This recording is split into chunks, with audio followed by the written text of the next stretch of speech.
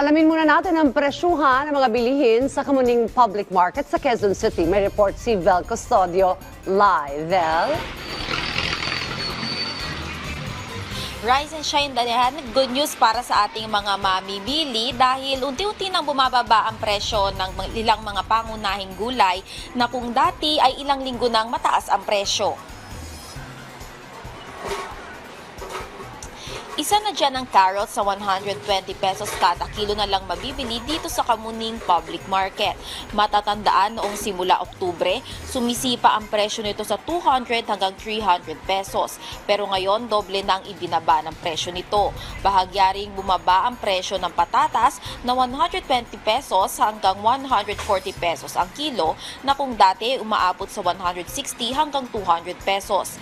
Pababa na rin ang presyo ng talong at ampalaya na 160 pesos na lang ang kilo mula sa dating 200. Pero ang sibuyas nananatili pa rin sa dati nitong presyo na 300 pesos sa local red onion. Ayon sa retailer, hindi pa kasi panahon ng anihan ng sibuyas kaya mataas pa ang presyo nito. Marami naman ang supply ng imported na sibuyas na 200 hanggang 250 pesos kada kilo sa red onion, habang 140 pesos naman sa white onion. Ayon sa Department of Agriculture, patuloy ang pagmahal ng imported na pulang sibuyas dahil sa mataas sa export prices mula sa pangunahing supplier at paghina ng piso kontra dolyar. Kaya naman matatanda ang itinaas sa ahensya ang maximum suggested retail price o MSRP ng pulang sibuyas sa 150 pesos kada kilo mula sa dating 120 pesos. Pero hindi pa rin daw nagbaba ng presyo ang pinagkukunan ng pulang sibuyas dito sa palengke. Kaya hindi pa may adjust ang retailer ang presyo nito. Samantala, mananatili naman sa 120 pesos kada kilo ang MSRP ng puting sibuyas. Sa kabila nito, sinabi ng ahensya na sapat pa rin ang kasalukuyang price cap dahil sa matatag na supply at maayos sa kita para sa mga nasa industriya.